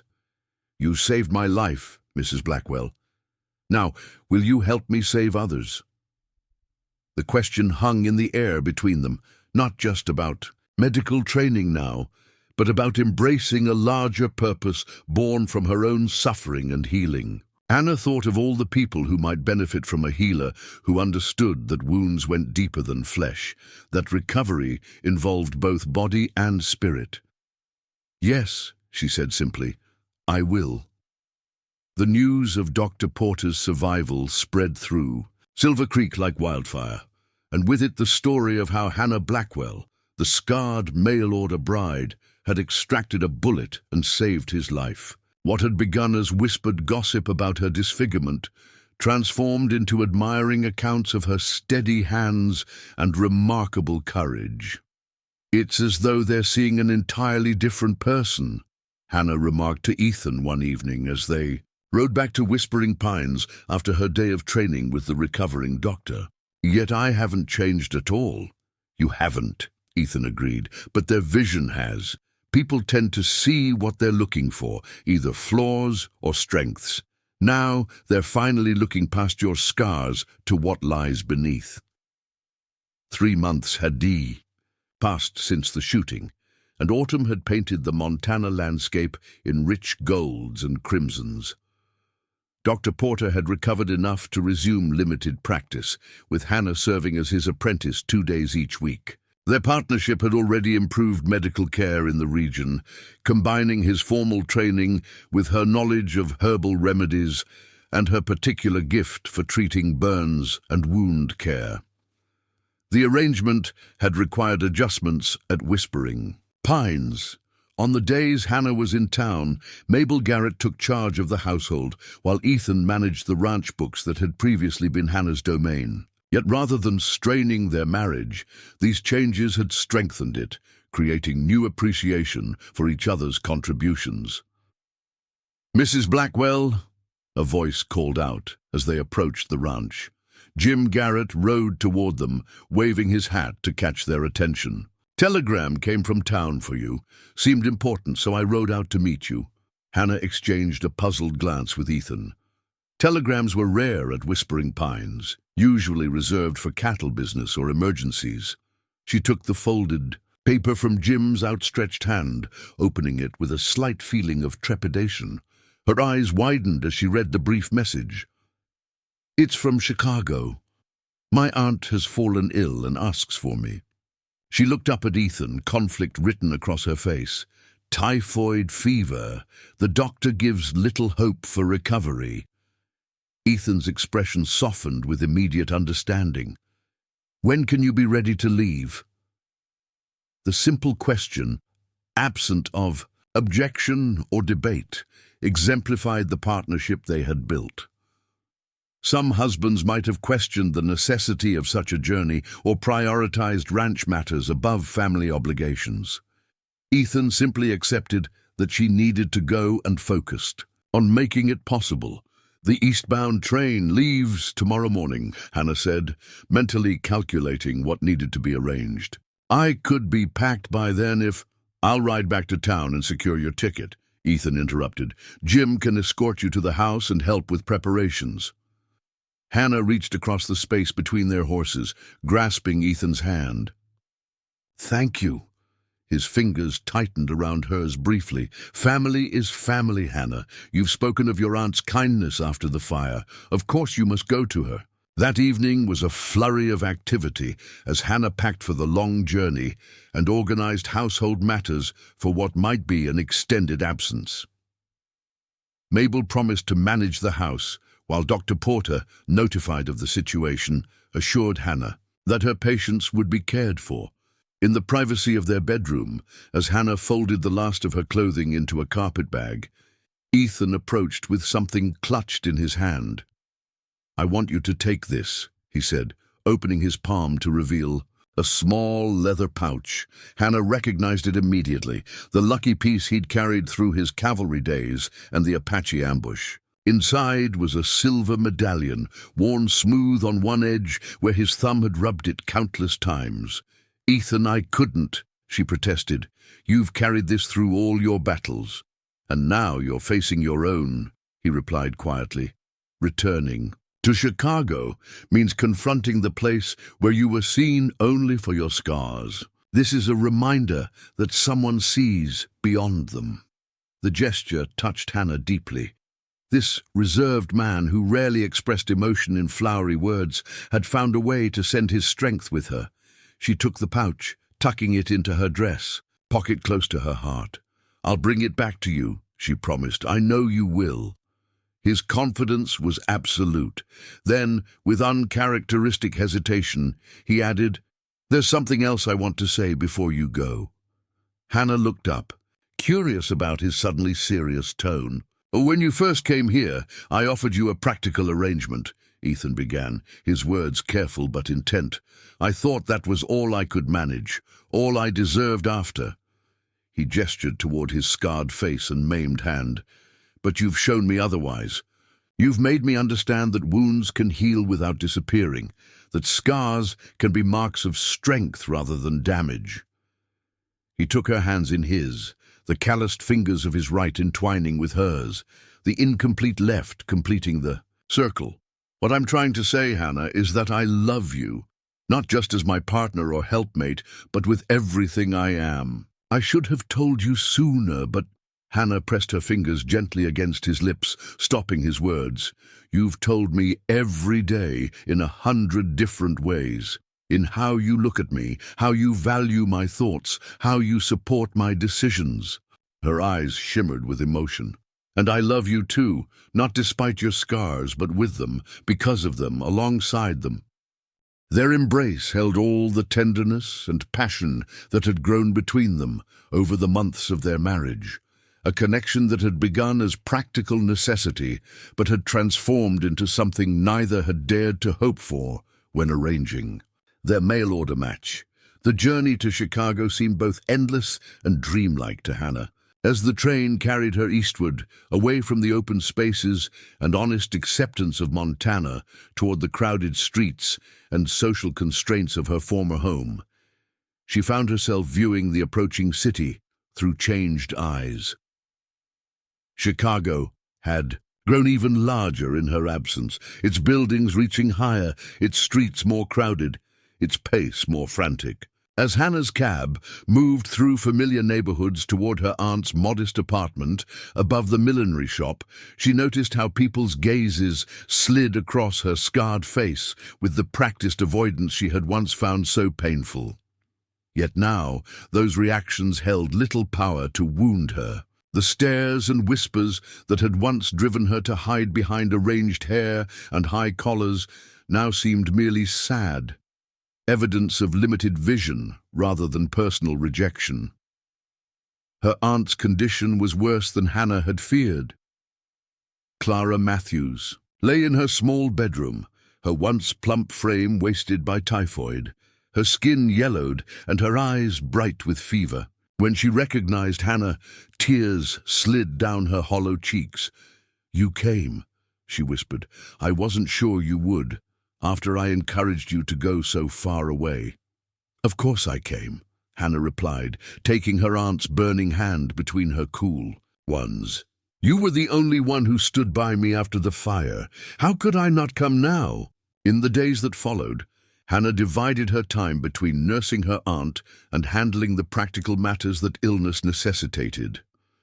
The millinery shop had been closed since Clara's collapse, and bills had accumulated. Hannah set about organizing these affairs with the efficient competence she had developed at Whispering Pines, negotiating with creditors and determining what could be salvaged. Dr. Hayes, who had been treating Clara, was initially dismissive of Hannah's suggestions regarding her aunt's care.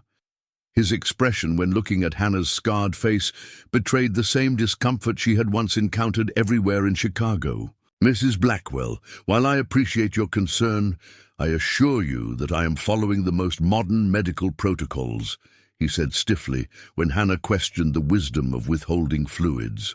"I understand, doctor," Hannah replied calmly. "However, in my experience with fever patients, small amounts of liquid prevent dangerous dehydration without overtaxing the system." "Your experience?" His tone made the words sound dubious. "I've been training with Dr. Samuel Porter in Montana Territory," Hannah explained. "We've had considerable success with typhoid cases by combining traditional methods with careful hydration and herbal supplements to reduce fever." Dr. Hayes's. Skepticism was evident, but something in Hannah's confident demeanor made him pause. You've actually treated typhoid patients. 3 cases this past summer, all successfully recovered. Hannah held his gaze steadily, neither confrontational nor apologetic. I'm not suggesting we abandon your treatment, merely supplement it with approaches that have proven effective. To her surprise, the doctor's resistance gradually gave way to cautious interest. By the 3rd day of Hannah's modified care regimen, Clara's fever had dropped slightly, and her periods of lucidity had increased. Modest improvements, but significant ones in such a serious case. Your Montana doctor must be quite progressive, Dr. Hayes commented after checking Clara's vital signs. Not many physicians would consider apprenticing a woman, especially one without formal education. Dr. Porter believes healing is about ability rather than credentials, Hannah replied. And he's discovered that patients often respond differently to female caregivers, particularly in sensitive cases.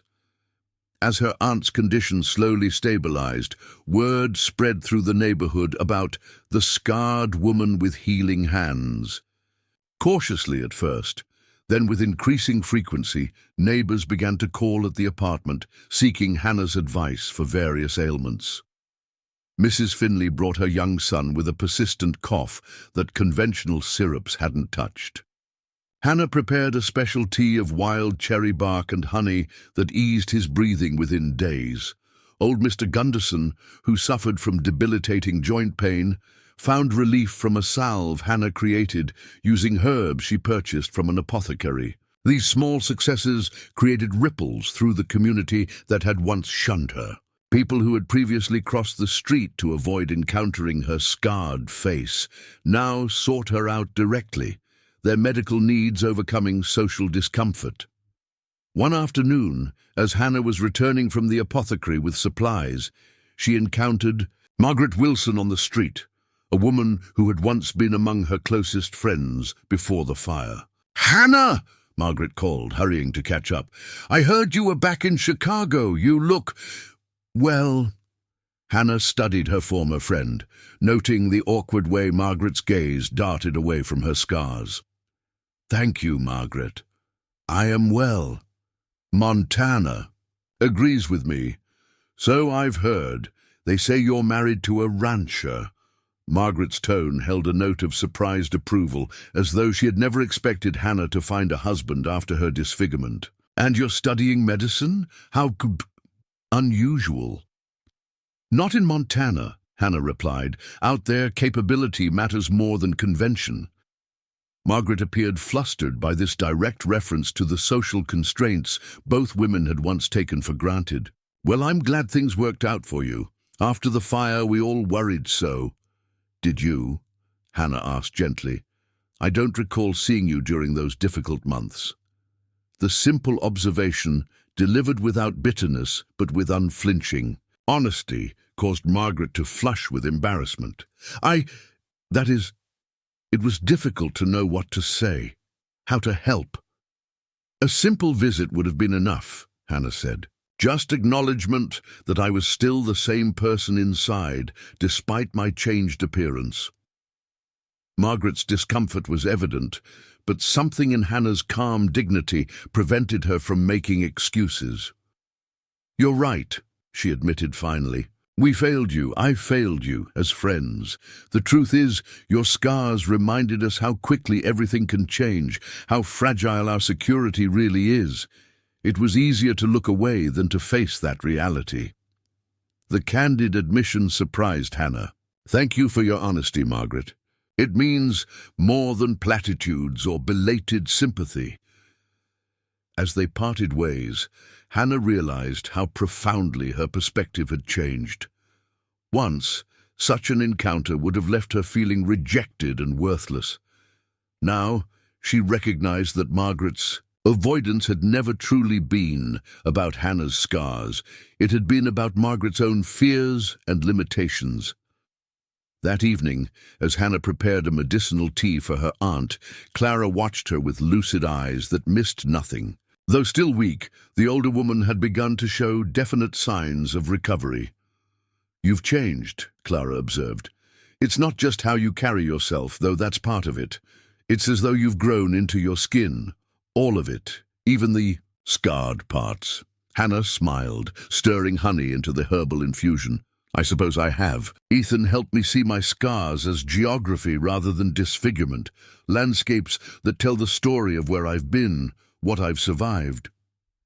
"This Ethan sounds like a remarkable man," Clara said. "Tell me more about him." Hannah settled beside her aunt's bed, passing her the tea. "He bears his own scars, physical ones from an Apache attack and deeper ones from what he witnessed in the war. Perhaps that's why he saw past mine so easily." She paused, finding words to describe the complex, reserved man she had married. "He's strong, not just in body but in character, honest to the point of bluntness sometimes, but unfailingly fair. He values substance over appearance in everything." "And he loves you," Clara stated rather than asked. Hannah nodded, feeling the weight of Ethan's silver medallion in her pocket. "Yes, not despite my scars, but with a vision that encompasses all of me, and I love him in the same way." Clara reached out to touch Hannah's scarred cheek with trembling fingers. "Then he's given you what I always hoped you'd find, even before. The fire. Someone who truly sees you." 2 weeks into Hannah's Chicago stay, a letter arrived from Whispering Pines, delivered by a neighbor boy from the postal station. She recognized Ethan's precise handwriting immediately, though he rarely had cause to write to her when they were together on the ranch. Opening it in the privacy of her aunt's sitting room, Hannah was struck by the uncharacteristic eloquence of her typically laconic husband. "My dearest Hannah, the ranch continues as always. Cattle growing fat on summer grass, hay safely stored for winter, buildings sound against approaching cold. Yet nothing feels quite right in your absence. The house stands solid, but lacks the spirit that makes it home. I find myself listening for your step on the porch, glancing up expecting to see you enter a room, reaching across the bed at night, only to find empty space where you should be. It seems your presence has become as necessary to me as air. Its absence a constant awareness. Dr. Porter conveys his regards and assurances that your patients are managing without you, though they ask daily when you will return. Mrs. Whitcomb has been assisting at his office. Her nursing skills, apparently, approved by her husband after all. She lacks your gentle touch, the doctor says, but compensates with military efficiency. Silver Creek grows and changes. The bank building is now complete, and there is talk of a proper schoolhouse being built next spring. The town council has approached me about the possibility of you establishing a proper clinic upon your return. With Dr. Porter's blessing, I told them such decisions were yours to make, but that I would support whatever you choose. Jim and Mabel send their good wishes for your aunt's recovery, and Mabel assures you that your household runs smoothly in your absence, though I suspect she finds my bachelor habits trying at times. As for me, I find I must write what I have come to understand more deeply in your absence, that the practical arrangement I once proposed has become the central blessing of my life, that the woman I once thought would merely manage my household has instead transformed my entire existence. I miss you, Hannah. Not just your capable hands and practical mind, but your smile in the morning light, your voice in quiet evening conversation, your wisdom that sees beyond surface appearances to essential truths. Return when you can, knowing that Whispering Pines and I await you with open arms. Your devoted husband, Ethan. Hannah pressed the letter to her heart, deeply moved by this uncharacteristic outpouring from her reserved husband. In their daily life together, Ethan expressed his feelings more through actions than words. This written declaration, prompted by separation, revealed emotional depths he rarely verbalized. That night, as Hannah sat beside her sleeping aunt, she began composing her reply. The words flowed easily, describing her experiences in Chicago, her aunt's improving condition, and the strange sensation of seeing her former home through transformed eyes. I walk the same streets, see the same faces, but everything has changed. Or perhaps I have. What once wounded me now merely informs me. I see how people's avoidance of my scars reveals their own fears rather than my worth. This perspective, which you helped nurture in me, has been my greatest protection in returning to Chicago. The contrast between life here and at Whispering Pines could not be more stark. Here, appearances dictate worth, and social standing determines one's value. Yet I found that even Chicago's rigid hierarchies can be penetrated by genuine ability. My training with Dr. Porter has given me skills that transcend social prejudices. When a child is fevered or an elder in pain, their families care little about the healer's appearance, only her effectiveness. I miss our life together more than words can express. I miss the vastness of our Montana skies, the honesty of our neighbors, the rhythm of ranch life that follows nature's patterns rather than social calendars. Most of all, I miss you, your quiet strength, your unflinching gaze that has never once flinched from my scars, your hands that have taught mine to build a new life from the ashes of the old. As October gave way to November, Clara's health continued to improve, though she remained weak and required ongoing care. Hannah established a routine, dividing her time between nursing her aunt, treating neighbors who sought her medical knowledge, and managing the practical aspects of Clara's suspended business. She found unexpected allies in Chicago. Dr. Hayes, initially skeptical of her medical experience, began consulting her about difficult cases, particularly burns and wound care. Several of the shop owners who had previously shunned her now acknowledged her with respectful nods, having heard of her success treating their relatives or employees. Most surprising was Reverend Thomas, the minister who had once struggled to maintain eye contact with Hannah during church services. He arrived at Clara's apartment one afternoon, hat in hand, with an unexpected proposition. "Mrs. Blackwell, I understand from Dr. Hayes that you have considerable skill with treating burns and scarring," he began after the usual pleasantries. "I've had some success, yes," Hannah acknowledged, curious about his purpose. "The church orphanage recently took in 3 children from a tenement fire," the minister explained. 2 have significant burns that are healing poorly. The youngest cries constantly from pain, and the older girl hides her face, refusing to interact with the other children. Hannah immediately understood both the medical and emotional aspects of the situation. Beyond physical treatment, they need to see that scars don't determine their future, she said. Reverend Thomas nodded. "Precisely why I've come to you. Would you be willing to visit them, to show them that life continues, even after such trauma?" The request touched Hannah deeply.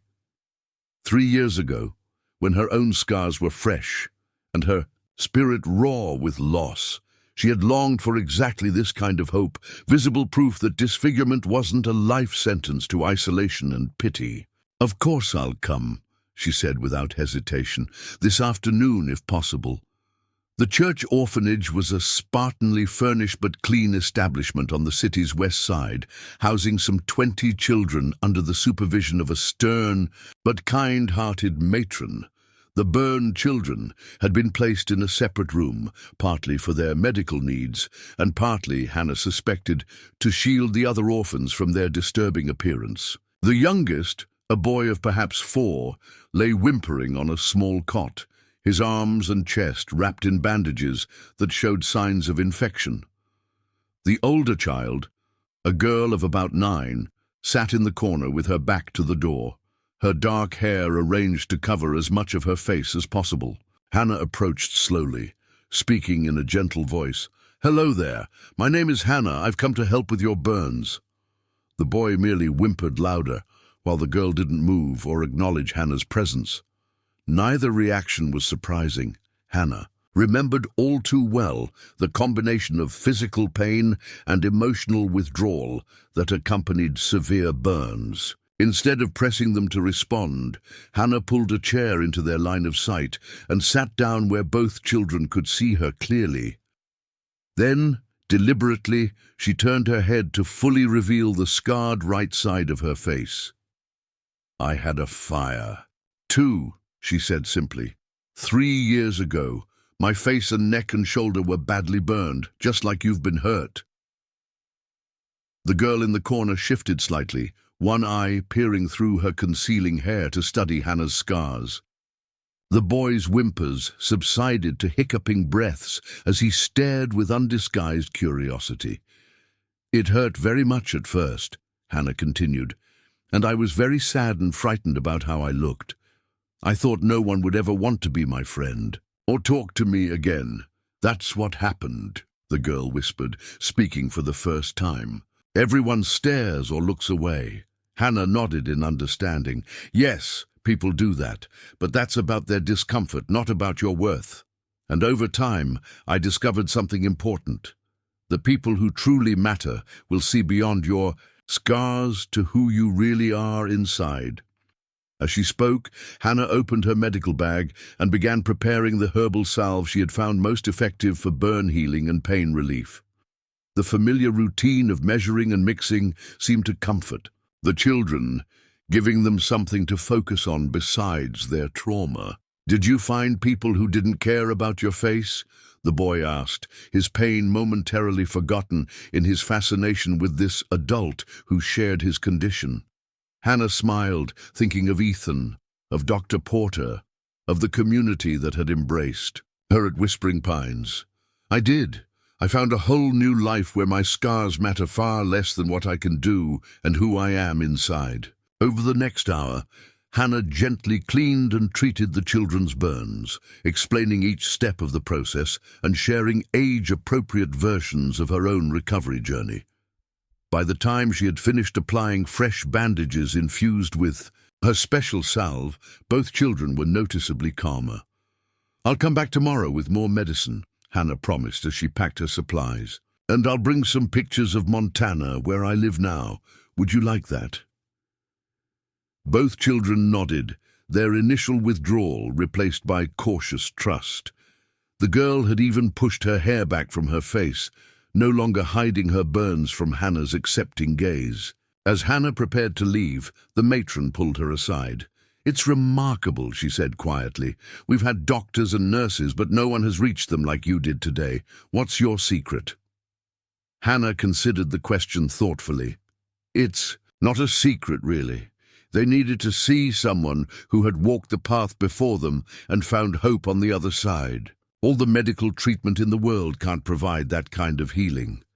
In the weeks that followed, Hannah divided her time between caring for her recovering aunt, treating the burned children at the orphanage, and assisting Dr. Hayes with other patients who sought her specialized knowledge. Word of her skills spread through the city, bringing increasing requests for her assistance, particularly from those whose appearance had made them reluctant to seek conventional medical care. A pattern emerged that fascinated Hannah. Her scars, once the barrier that had isolated her from Chicago society, had become a bridge that allowed her to reach people who felt similarly excluded. Burn victims, those with facial deformities, people marked by disease or accident, all came to her, drawn by the understanding that she would see them as whole persons rather than medical curiosities. By early December, Clara had recovered enough to manage short periods out of bed. Though still weak, she had regained her practical spirit and insightful mind. "You found your calling?" she observed one evening as Hannah prepared for another visit to the orphanage. "These scars that seemed like such a tragedy have become your greatest gift to others." Hannah paused in gathering her supplies. "I never thought of it quite that way, but perhaps you're right. My experience helps me understand healing beyond the physical, the need to be seen as more than one's wounds." Clara nodded, adjusting her shawl around thin shoulders. And now you must decide where that calling can best flourish. The gentle, prompt addressed the question Hannah had been contemplating with increasing urgency. Her aunt's recovery, though significant, would never be complete. Clara would require ongoing support and care, creating a legitimate reason for Hannah to remain in Chicago if she chose. Yet every letter from Ethan, every report of life at Whispering Pines, tugged at her heart with undeniable force. Her husband never pressured her to return, expressing only his love and support for whatever decision she made. His very restraint made her longing for him, for their life together, even more powerful. "I've been offered positions here," Hannah admitted. "Dr. Hayes has proposed a formal arrangement where I would assist with his practice, focusing on burn treatment and wound care. The church has suggested I establish a clinic for those who feel uncomfortable seeking conventional medical help." "Impressive offers," Clara acknowledged. "And at Whispering Pines. There's talk of establishing a proper clinic in Silver Creek, with me dividing my time between Dr. Porter's practice and independent work." Hannah's voice softened as she added, "And there's Ethan, the ranch, the life we've built together." Clara reached for Hannah's hand, her grip surprisingly strong despite her illness. "When I encouraged you to answer that advertisement a year ago, I hoped you might find acceptance, perhaps contentment. I never dared dream you would find true partnership and purpose." She squeezed Hannah's fingers. "Don't let concern for me keep you from where you truly belong. But your health is sufficient for me to manage, especially if I sell the shop and move to smaller quarters," Clara interrupted firmly. "I won't have you sacrifice your happiness out of obligation, Hannah. Not when you've finally found where you're meant to be." The decisive moment came 3 days later when Hannah visited the orphanage for her regular treatment of the burned children. Lucy, the older girl, had made remarkable progress, both physically and emotionally. Today, she sat with her scarred face uncovered, carefully folding bandages as Hannah had taught her. "Will my face always look like this?" Lucy asked as Hannah applied fresh salve to her healing burns. Hannah considered the question honestly. "The scars will fade somewhat with time, becoming less red and raised. But yes, you will always carry marks from the fire." She gently turned the girl's face toward her, "Just as I do." Lucy nodded, accepting this truth with surprising composure. "That's all right then. If you can have scars and still help people, and have a husband who loves you, then maybe I can grow up and do important things too." The simple statement, delivered with childlike directness, crystallized Hannah's decision. Here in Chicago, her scars made her an exception, a curiosity, who had overcome tragic disfigurement. In Montana, her scars were simply part of who she was, neither defining her nor limiting her possibilities. That evening, Hannah wrote 2 letters. The first was to Dr. Hayes, declining his offer but proposing a continued correspondence on burn treatments and wound care. The second was to Ethan, "My beloved husband, Clara's recovery has progressed to the point where decisions must be made. After much reflection, my path is clear. My place is at Whispering Pines, with you, with our community, with the purpose we are building together. I will remain in Chicago only until Clara's new living arrangements are secured, which should take no more than 2 weeks. Then I will board the westbound train, carrying with me new knowledge, new purpose, and a heart that grows more certain with each passing day that our practical arrangement has become the most profound blessing of my life. Wait for me, my love. I'm coming home. Your devoted wife, Hannah." As the train carried Hannah westward 2 weeks later, she watched the landscape transform from the crowded industrial corridors of the East to the vast open spaces of the territories. With each mile, she felt herself expanding, breathing more deeply, shedding the constraints that Chicago's society had always placed upon her.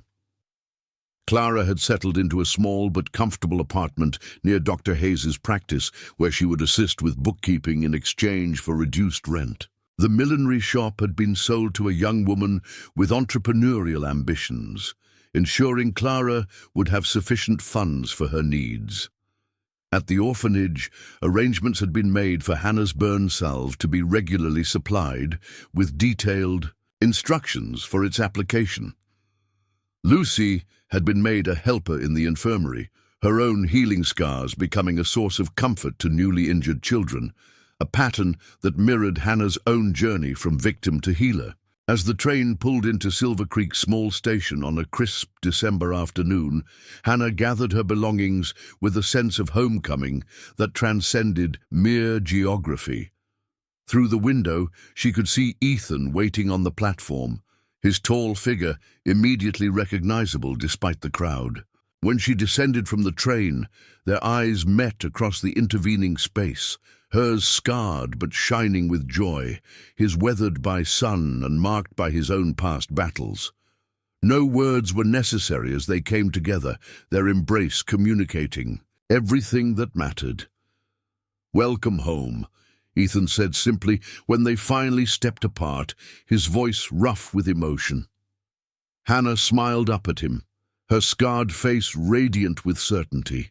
"Home," she agreed, taking his hand, his incomplete, perfect hand in hers, "where we see each other clearly, scars and all." As they drove the familiar road to Whispering Pines, the Montana sky stretching endlessly above them, Hannah reflected on the extraordinary journey that had brought her here.